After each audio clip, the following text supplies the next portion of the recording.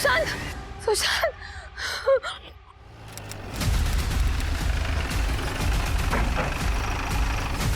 Sir please या.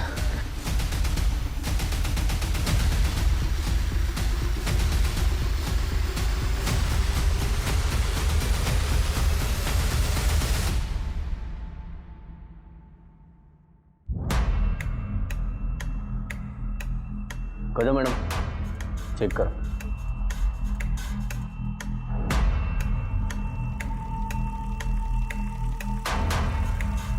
कोण आहे? माहित नाही सर. माहित नाही म्हणजे तुम्ही ओळखतच असाल ना? नाही सर, मी पण यापूर्वी यांना कधी पाहिलं नाही. पहिल्यांदा बॉडी कोणी पाहिली? मी पाहिली सर. घरी आले आणि एक मिनिट, म्हणजे तुम्ही घरी नव्हता? नाही सर, मी 3 दिवसांसाठी माहेरी गेलेले. पण मी जेव्हा घरी आले तेव्हा घराचा लॉक ऑलरेडी तुटलेला होता. तेव्हा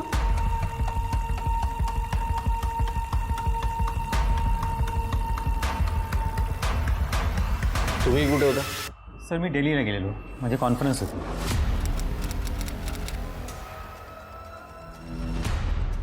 बरं, घरात एवढं सगळं घडलं, कोणीच नव्हतं घरात? नाही सर. बरं, घरातलं काही चोरीला वगैरे गेलं का? नाही सर, आम्ही सगळं चेक केलं पण असं काही झालं नाही आहे. रिकामे भोसले, घराची झडती घ्या. सर तुम्ही इथेच थांबा.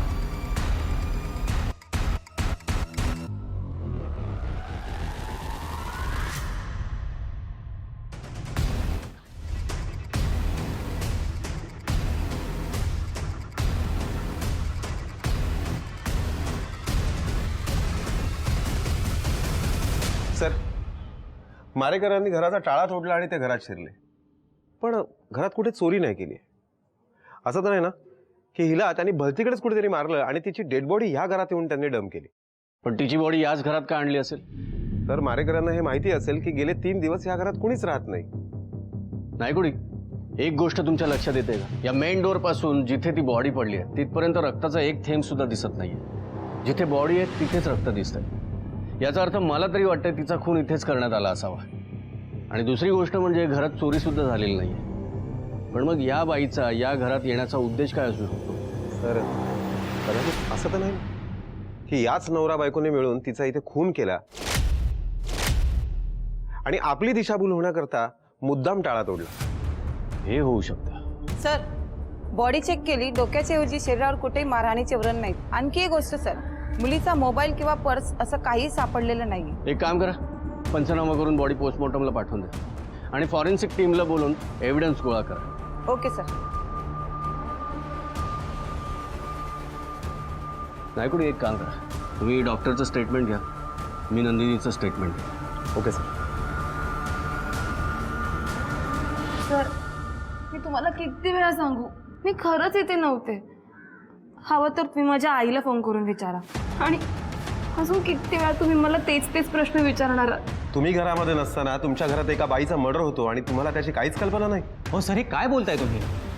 अहो, आज सकाळीच मी दिल्लीहून आलोय आणि जसा घरी आलो तसं हे सगळं पाहिलं. बरं, मला सांगा तुमचा तुमच्या नवऱ्यावर किती विश्वास आहे? आय मीन टू से, तुम्ही घरी नसताना या बाईशी त्यांचं काही...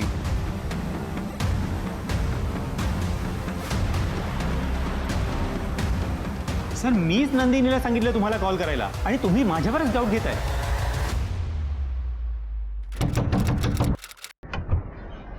काय, कोण पाहिजे तुम्हाला?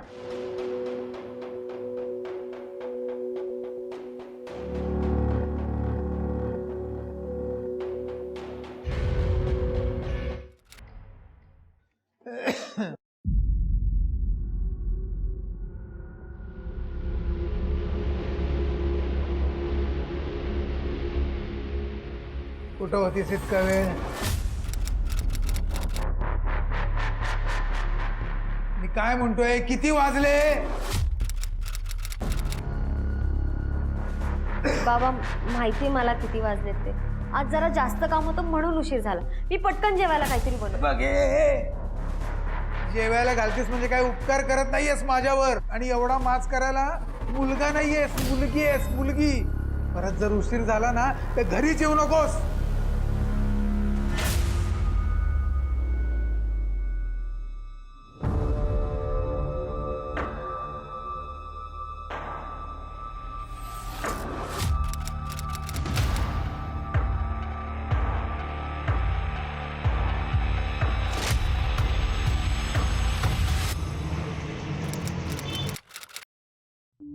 जितू खाताना मस्ती नको बाळा. तर जितू दहच ना बेटा.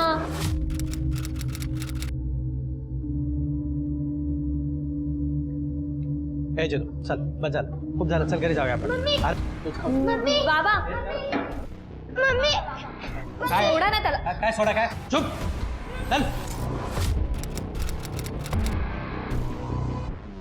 बाबा अहो ना त्याला जेवू तर द्या बाबा. त्याला अरे काय नाही, बाबा, चल, चल. अहो. जितू ए मावशी दे माय.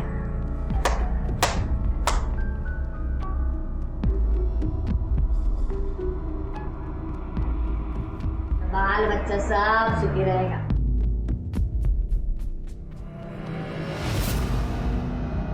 दीप्ती, रत्ना, राधा, कशिश आणि प्रतीक्षा या आपापल्या आयुष्यामध्ये शांती शोधत होत्या आणि याच मनशांतीसाठी त्या आपापल्या पद्धतीनं सन्मार्गाला लागल्या.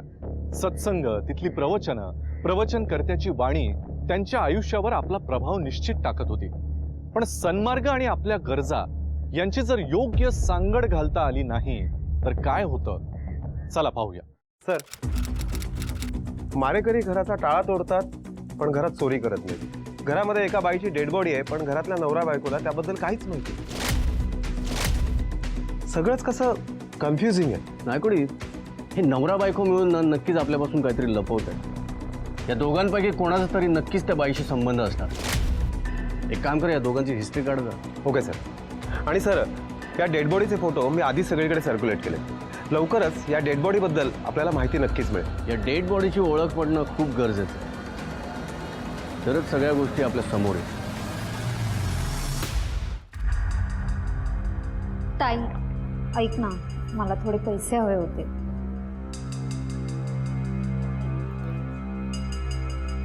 वा, स्वतःच्या मौज मजा करायला पैसे आहेत तुमच्याकडे पण बापासाठी नाहीयेत. परमेश्वरा, अरे कसल्या पोरी टाकल्यास रे माझ्या पदरात. बाप मेला तरी चालेल, कुणाला काही फिकीर नाही, स्वतःसाठी पैसे खर्च करा.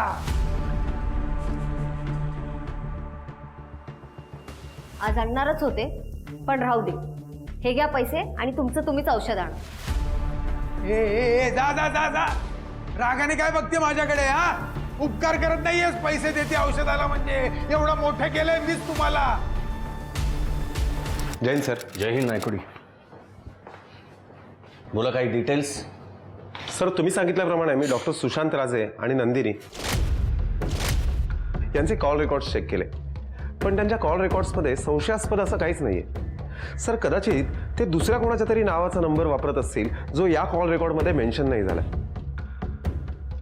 नायकोडी, मला तरी असं वाटतंय की आपल्याला ज्या डॉक्टरच्या घरात ज्या बाईची डेड बॉडी सापडली त्या बाईचं या घरातल्यांपैकी कोणाशी तरी अफेअर चालू असणार. You mean to say doctor? नाही नायकोडी, म्हणजे बाईचं अफेअर पुरुषांसोबतच असायला हवं असं काही नाही.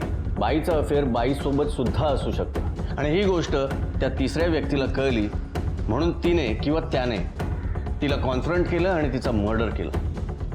एक काम करा, त्या डॉक्टरच्या क्लिनिकमध्ये जाऊन जरा चौकशी करा. Okay sir.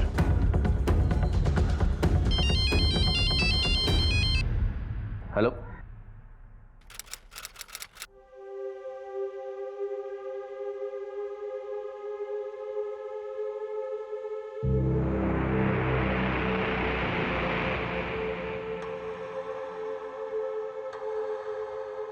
सर काय करताय तुम्ही? तू काय काम करत होतीस ते बघत होतो. खूप झाला. मला माहितीये मदतीच्या नावाखाली काय करतोस तू ते. शांत हो. हे बघ, तुझं प्रमोशन मीच देणार आहे त्यामुळे थोडंसं कॉम्प्रोमाइज करायला काही हरकत नाही. हां, लाज नाही वाटत का रे तुला? हे बघ, शांत हो. नोकरीवरून काढून टाकेल नाही तर. तू काय मला नोकरीवरून काढशील रे? मीच तुझी नोकरी सोडते. चल हट.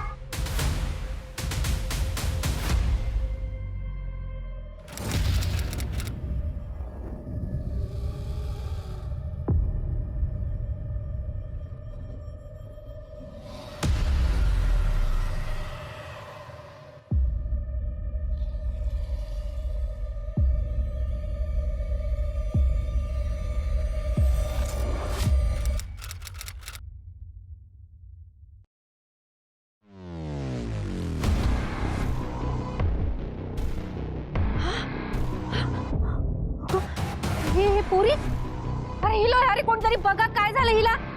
हे पुरी उठ उठ उठ उठ सावकाश उठ. सर त्या बाईचे फोटो ठाण्यातल्या सर्व पोलीस स्टेशनमध्ये सर्क्युलेट केलेत, पण त्या बाईबद्दल अजून काहीच लीड नाही मिळाली. म्हणजे ती बाई इथली नाहीये.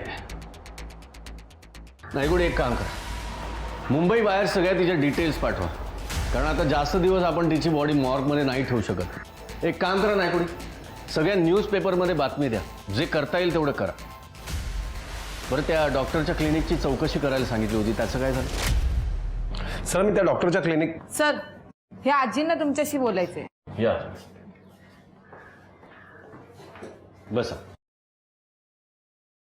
बोला. साहेब, माझ्या घरात चोरी झाली आहे. हे बघा, तुम्ही जरा शांत व्हा. हां, नीट सांगा काय झालं. गेले 1-2 आठवडे माझा मुलगा आणि सून बाहेर गावी गेले आहेत. तेव्हापासून मी घरात एकटीच राहते. माझ्या घरी 3-4 दिवस झाले कोण ना कोणतरी येत असतं, कधी सेल्समन तर कधी किन्नर. हे बघा अजित, चोरी कधी झाली ते जरा सांगता. काल माझ्या नातवाचा वाढदिवस होता म्हणून मी लेकीकडे गेले होते, आणि आज बघते तर काय, दारावरचं कुलूप फोडलं होतं आणि सगळं घरातलं गेलं.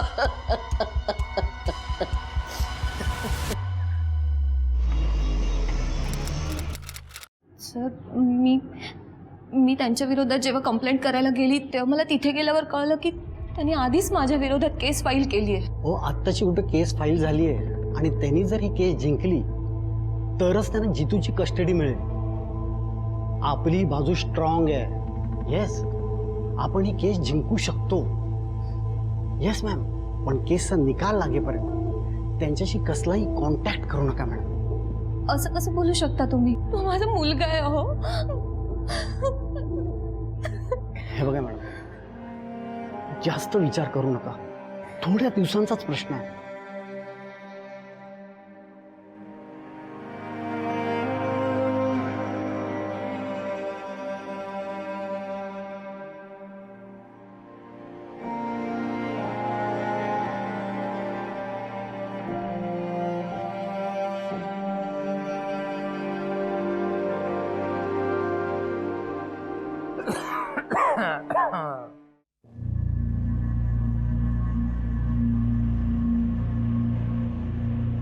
ताई, काय झालं ताई?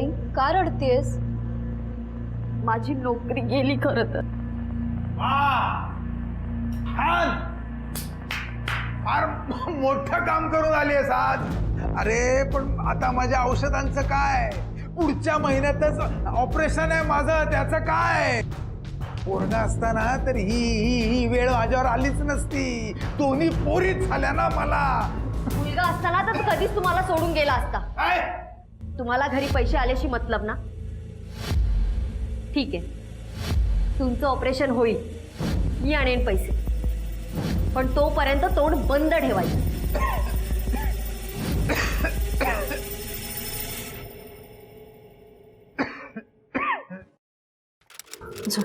सावकाश. राधा, पाणी घेऊन जा. हो आणते.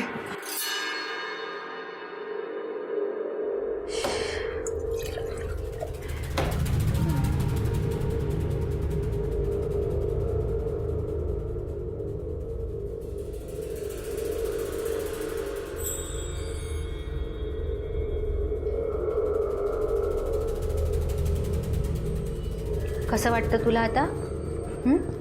आणि तुझं नाव काय आहे? काकू, प्लीज माझी मदत करा. माझ्या नवऱ्याने मला घराबाहेर काढलंय, तेव्हापासून मी अशी बाहेर भटकतीये. अरे देवा, प्लीज काकू. पण का काढलं तुझ्या नवऱ्याने तुला घराबाहेर? आम्ही दोघे खूप सुखात होतो, दोघे नोकरी करायचो, सगळं खूप छान चाललं होतं.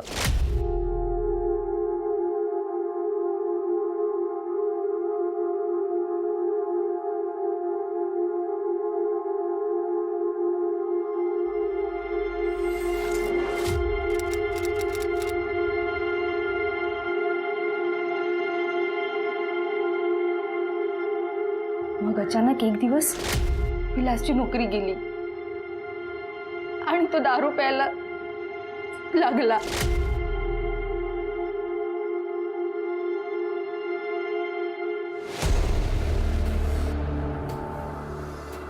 आपण दारू का पितो?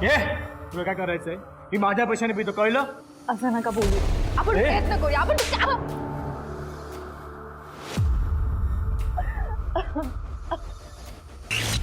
त्याचं दारू पिणं मला अजिबात आवडत नव्हतं, म्हणून मी त्याला एकदा समजवण्याचा प्रयत्न केला, तर त्याने माझ्यावर हात उगारला. विलासला माझं बाहेर काम करणं अजिबात आवडत नव्हतं.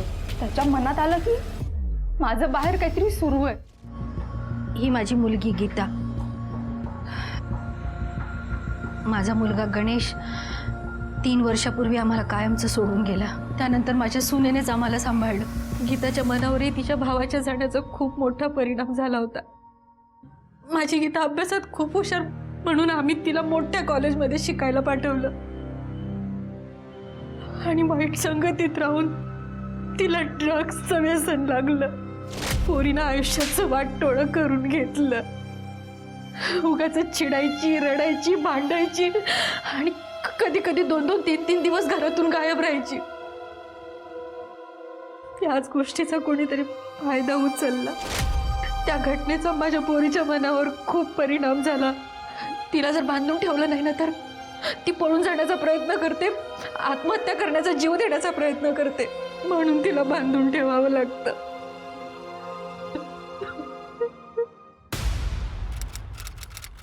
हो सर. सर मी तुम्हाला सांगतो सर. जय हिंद सर. बोला. सर डॉक्टरच्या क्लिनिकमध्ये तर CCTV कॅमेरा नाही आहे. आपण क्लिनिकच्या बाहेर जो रस्ता आहे तिथे एक CCTV कॅमेरा आहे. मी त्याचं फुटेज आणलं आहे. हे बघा सर.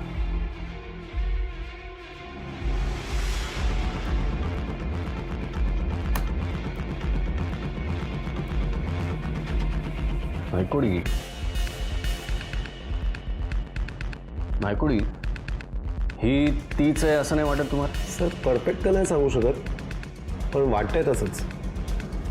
सर ती इथे रस्त्यावरती 10 सेकंद थांबली आणि त्याच्यानंतर ती क्लिनिकमध्ये गेली आणि तिथून लगेच निघूनही गेली. एक काम करा, याच्या आधीचं फुटेज मागवून घ्या. सर हा CCTV कॅमेरा 7-8 दिवसांपूर्वीच बसवलाय, त्यामुळे याच्या आधीचं फुटेज नाही मिळणार. ओके. नायकोडी ही मुलगी क्लिनिकमध्ये जाताना दिसते. याचा अर्थ तिथे रजिस्टरमध्ये तिची एंट्री किंवा त्या कम्प्युटरमध्ये तिची एंट्री नक्कीच असणार. एक काम करा, क्लिनिकमध्ये जाऊन या बाईचे डिटेल्स काढा. Okay sir.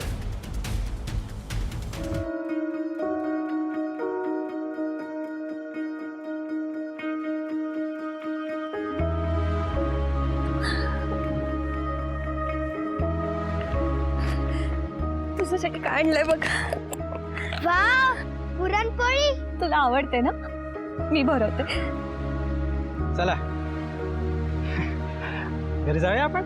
मम्मा का नाही राहू शकत आपल्या घरी? अम्मा ना बेटा, तू अजून लहान आहेस. मोठं झाल्यावरती कळेल तुला सगळं. मला मम्माकडे राहायचंय. का रे? मी नाही आवडत तुला? तुम्ही आवडतात, पण मम्मा पण आवडते. तुझ्या मम्माचं आणि माझं असं ठरलंय, 18 वर्षापर्यंत तू माझ्याकडेच राहणार आहेस. चला घरी जाऊया. मुलांसमोर उगाच तमाशा नको करत जाऊस. अरे चल चल जाऊया, तुला खाऊ देतो मी. मस्त.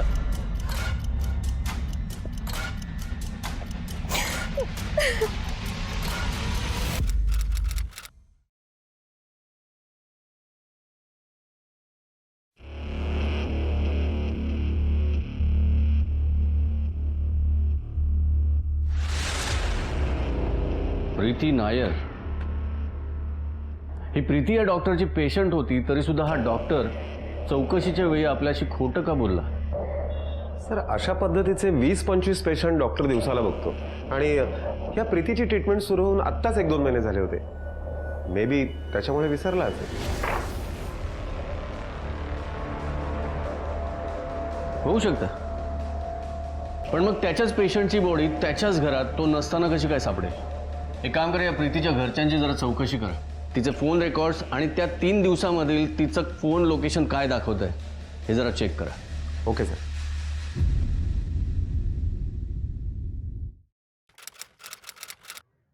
हे बघा मॅडम, मी तुम्हाला आधीच सांगितलेलं आहे की असली कामं पैशाशिवाय होत नाही. जर तुमची परिस्थिती एवढी नाजूक होती तर केस फाईल करताना आधीच सांगायला पाहिजे होतं. मला खरंच माहिती नव्हतं की 10-12 लाख रुपये लागतील म्हणून. हो मॅडम, ही स्टँडर्ड प्रोसिजर आहे. आपण जर केस लढलो तर हरू शकतो. आपण सेटलमेंट करूया. हे बघा, तुम्ही न सांगताच जितूला जबरदस्तीने भेटायला गेलात म्हणून त्या वकिलाने पैसे वाढवले. आता ही त्याची लास्ट ऑफर आहे, नाही तर काहीच नाही होणार.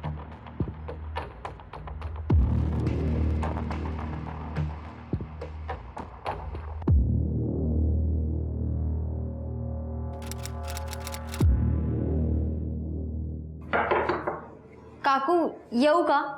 दीप्ती, अगं ये ना, विचारतेस काय आत येऊ का म्हणून? कशी आहेस? मी बरी आहे काकू. बरं, काय काम काढलंस? मीराचा हा ड्रेस ऑल्टर करायचा होता. दीप्ती, काय ग आज एकदम शांत शांत? नाही म्हणजे नेहमीसारखी बडबड करत नाहीयेस. दीप्ती, ही प्रतीक्षा, माझ्या बहिणीची मुलगी, काही दिवसांसाठी इथेच राहायला आली आहे. दीप्ती, काय झालं? नाही म्हणजे तुझा चेहरा का उतरलाय असा? तुझा बाप काही बोलला का तुला? नाही काकू, मी ते जरा नवीन जॉब शोधतेय आणि बाबांचं ऑपरेशन सुद्धा जवळ आलंय म्हणून. नको ग काळजी करूस, सगळं ठीक होईल. दीप्ती आपल्या वडिलांना ती त्यांचा मुलगाच आहे हे सिद्ध करण्याचा प्रयत्न करत होती. दुसरीकडे पोलिसांना प्रीतीचे डिटेल्स मिळाले होते. प्रीती एक साध्या घरातली बाई होती जी नागपूरला राहत होती आणि हार्ट पेशंट होती. सर्वसामान्य घरातली असल्यामुळे तिला बाहेर उपचार घेणं परवडत नव्हतं आणि त्याचमुळे डॉक्टर सुशांत यांच्या ट्रस्ट थ्रू तिने उपचार घेणं सुरू केलं होतं. या निमित्तानं डॉक्टर सुशांतशी झालेला संवाद सुद्धा तिच्या फोन रेकॉर्ड्समध्ये समोर आला होता. त्यामुळे हे सर्व पुरावे डॉक्टर सुशांत यांना चौकशीसाठी पुन्हा बोलवण्यासाठी खरं तर पुरेसे होते. डॉक्टर, तुम्ही तुमच्या पेशंटला ओळखू शकला नाही? तुम्हाला नक्की म्हणायचंय काय? तुमच्या घरात ज्या प्रीतीची डेड बॉडी सापडली ती तुमची पेशंटच होती. हे सगळे त्याचे पुरावे. आता मान्य करा तुम्हीच तिचा खून केलाय म्हणून. हो सर, हे काय बोलताय तुम्ही? आणि जर ती माझ्याकडे ट्रीटमेंटसाठी येत होती तर मी तिला क्लिनिकमध्येच मारली असती ना. तिला घरी घेऊन जायचा त्रास का घेतला असता? सर, मी खरंच सांगतोय, मी या बाईला नाही ओळखत. तुमचं त्या बाईशी 2-3 वेळा फोनवर बोलणं सुद्धा झालं, त्याचे कॉल रेकॉर्ड सुद्धा आहेत. अहो, ते अपॉइंटमेंट शेड्युलिंगसाठी आले असतील, पण याच्यावरून हे सिद्ध होत नाही ना की मी हिचा खून केलाय. सॉरी, माझं बोलणं जरा तुम्हाला रूढ वाटेल, पण मी सर खरंच या बाईला नाही ओळखत. आणि मुळात म्हणजे त्या दिवशी मी मुंबईमध्ये नव्हतोच, मी दिल्लीला गेलो होतो माझ्या कॉन्फरन्ससाठी. ठीक आहे, अजून काही माहिती लागली तर तुम्हाला बोलून घेऊ. या तुम्ही. थँक्यू.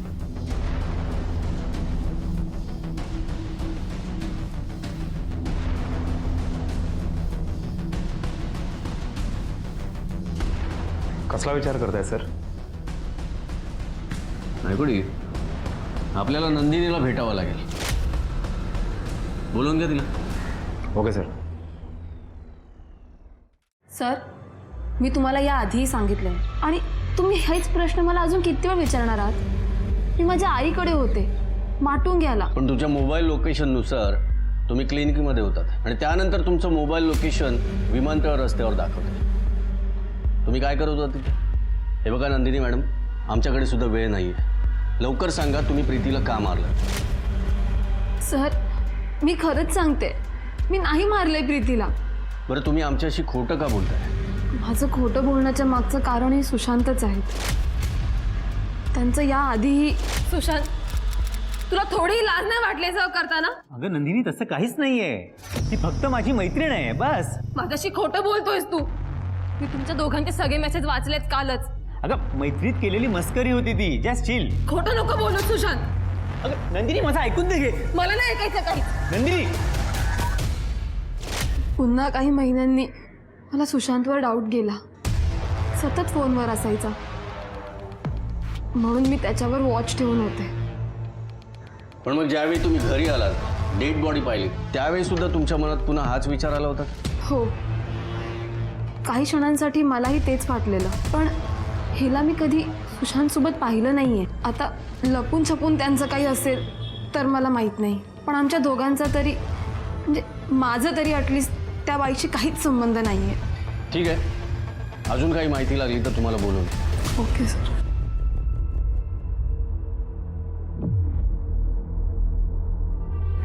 सर मला वाटतं की हे दोघंही मिळून हा खून लपवत आहे, किंवा असंही असू शकतं की हे दोघं जण एकामेकाला अडकवत आहेत. नायकोडी, या नंदिनीकडे असे विटनेस आहेत जे सिद्ध करू शकतात की ही माटून गेला होती तिच्या माहेर. एक काम करा, या डॉक्टरच्या दिल्ली दौऱ्याची चौकशी करा. Okay sir.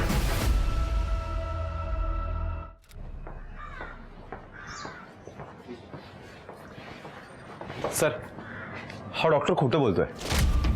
हा त्याचा पुरावा.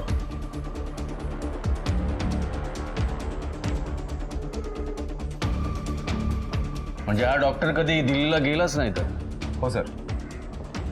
सर, त्याच्या मेल बॉक्समध्ये दिल्लीचे तिकीट कॅन्सलेशनचे मेल आहेत. याचा अर्थ हा 3 दिवस दिल्लीला नव्हता तर इथे मुंबईतच होता. नायकोडी, हा डॉक्टर दिल्लीला गेला नव्हता, घरी सुद्धा नव्हता. मग नेमका होता कुठे? आणि जर का या ट्रिप बद्दल हा खोटं बोलू शकतो तर मग बरं नायकोडी, या प्रीतीची डेड बॉडी तिच्या घरच्यांना सुपूर्द केली का? नाही, अजून तरी नाही. मग एक काम करा,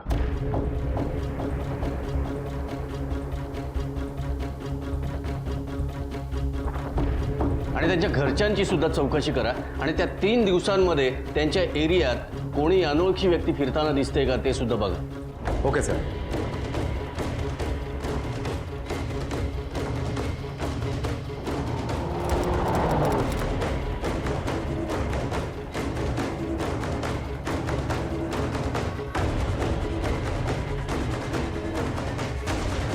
सर मी खरं बोलतो, पण तो काही हप्त्यांपासून परत आलेलाच नाहीये. दिसायला कसा होता?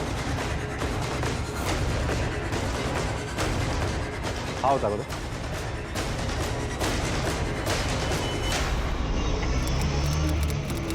देव सुद्धा माझीच परीक्षा बघतो. काय करावं ह्या पोरीचं, कुठं शोधू मी हिला आता? हे सगळं माझ्या चुकीमुळे झालंय. देवा, का परीक्षा बघतोस रे गरीबाची? एक तर ते बँकवाले त्रास देतात घरी येऊन येऊन, आणि आता ही पोरगी. कधी कधी असं वाटतं कायमचं स्वतःला संपून टाकावं. अहो काकू, अडचणी सगळ्यांनाच असतात. माझ्या बाबांचं सुद्धा ऑपरेशन, त्यात माझी नोकरी गेली. मला सुद्धा टेन्शन आहे. पण त्यामुळे आपण सगळ्यांनी खचून चालणार नाहीये. मलाही नवऱ्याने घराबाहेर काढलंय. हे बघा, फक्त नुसत्या अडचणी आहेत आणि यावर फक्त रडत बसून काहीच मिळणार नाही. या गरिबीवर काहीतरी तोडगा काढायलाच पाहिजे.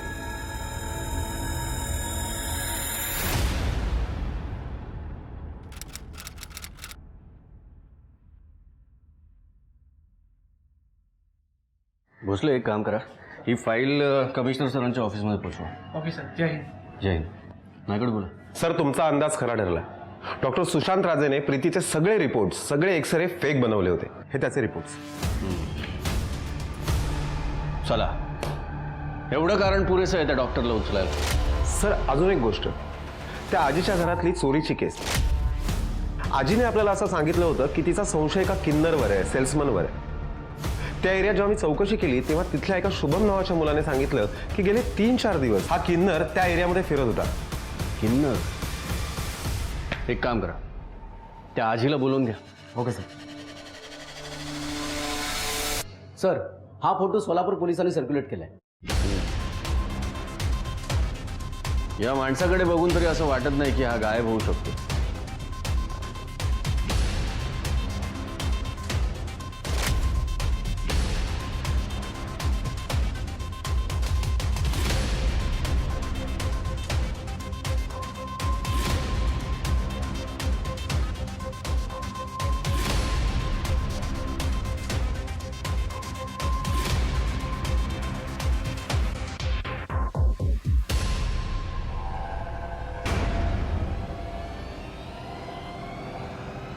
हाच होता का तो किन्नर? हो, असाच होता, असाच. गीताच्या गायब होण्यानं सगळे खचले होते, तर दुसरीकडे कशिश आपल्या मुलाच्या कस्टडीसाठी लढा देत होती.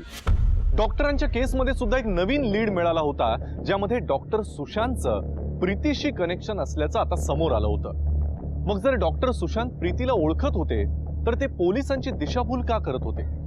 की डॉक्टर सुशांतच प्रीतीचे खुनी होते आणि हा किन्नर कोण होता जो एका चोरीच्या केसमध्ये मुख्य सस्पेक्ट होता?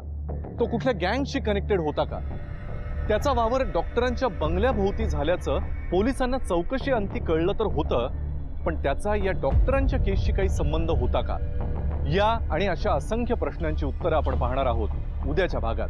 पण तोपर्यंत तुम्ही स्वतःची आणि इतरांची काळजी घ्या. घराबाहेर पडताना मास्क आणि सॅनिटायझरचा वापर नक्की करा. पाहत रहा क्रिमिनल्स, चाहूल गुन्हेगारांची. जय हिंद, जय महाराष्ट्र.